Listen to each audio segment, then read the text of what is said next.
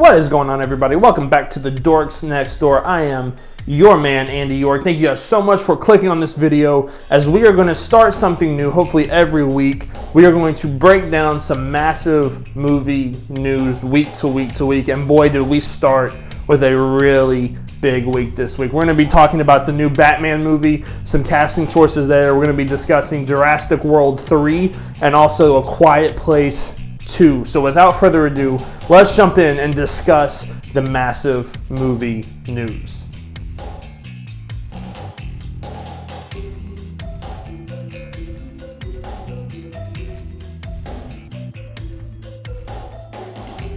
Before we jump into anything, I need to do something real quick. I need to do a quick shout out to my boy Nico over at New World Nerds. Congratulations, man, on 3 years of doing YouTube. We appreciate everything you've done to help us here at Dorks Next Door, and we really hope that you continue to have your massive success that you've had this year over the next few years, and we can't wait to celebrate 3 more years with you, man. Good job.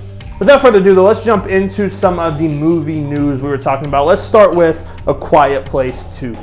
John Krasinski tweeted out Wednesday they had just finished filming and they had wrapped up A Quiet Place 2, and it will be coming out March 20th. Now, I don't know about you, but the first Quiet Place movie was one of my favorite thriller movies of the year and one of my favorite thriller movies of all time, from the intense and creepy and quiet feeling to the movie to not really focusing on the creatures as much in this horror story, instead of focusing on the people involved. It was really cool to see all of that take place, plus the aspect of having to learn sign language and having to be quiet everywhere you go, and the loss of a son, and how that movie ended. Everything, I'm very intrigued to see where they go for this second movie. Obviously, John Krasinski did a fantastic job with the first one, and I have no doubts that he'll do a fantastic job with the second one. Plus, with Emily Blunt returning and all of the other casts that are returning as well, this should shape up to be one of the biggest movies of next year. Let's move on to Jurassic World 3, shall we? And it was announced on Twitter on Tuesday that 3 massive stars would be returning to reprise their role from the first Jurassic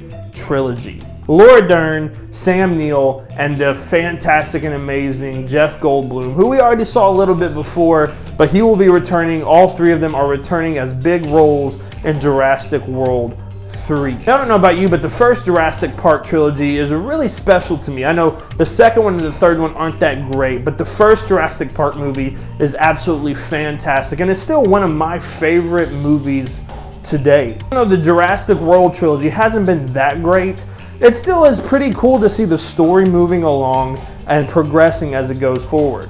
Obviously, Chris Pratt is a massive part of that success over those last 2 movies, and really the second movie, Fallen Kingdom, wasn't really that bad.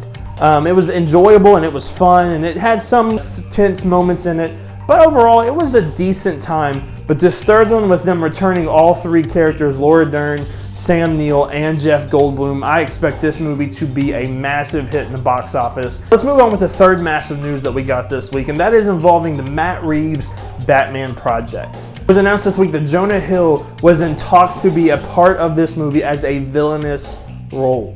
And 2 ideas immediately started circulating around Twitter and the internet of him playing the Riddler or him playing the Penguin. To me, I think he fits the Penguin role extremely well. In fact, I'm looking forward, if he is in fact playing the Penguin, to see his adaptation and his take on that particular character in this type of universe. Obviously, I don't think that they're going to go full Batman Returns with it, but I do think that it'll be very interesting to see how they handle that sort of character and to see how they move forward with him. Obviously, Robert Pattinson will be playing Batman, which me and Jason, we've talked about, are very excited for that. And Jonah Hill being a part of that kind of even adds a little more intrigue to this movie. But that wasn't the only casting decision that they made for this movie. Not only did they get Jonah Hill to join the Batman project, but it's also been rumored that Jeffrey Wright will be playing the role Commissioner Gordon in the movie as well. I don't know about you, but Jeffrey Wright is absolutely one of my favorite actors today. He played in Westworld and a few other projects as well, and every time he is on screen, he is captivating, and he is a fantastic choice to play Commissioner Gordon. When I first heard this news, I was ecstatic and I was very happy, because the more and more we find out about this project and the Birds of Prey project and the upcoming Joker movie, which comes out next week, which I've already bought my tickets for, so I'm looking forward to that. But with all of these DC movies coming out, it seems like DC is on the up and up more and more and more. From the successful Aquaman movie to the wildly successful and surprisingly good Shazam movie, it seems like DC is slowly starting to crawl back from devastation from before. And I'm finally excited to get another Batman project. Thank you guys so much for watching this video all the way to the end. Go ahead and hit that like button, hit that subscribe button, hit that notification bell. Leave a comment down below and answer our question of the day. What role do you think Jonah Hill will be playing in the upcoming Batman movie? Follow us on Twitter at DorksNextDoor. Take out the E from next. Follow me on Twitter at I'm Andy York, and we'll catch you guys in the next video.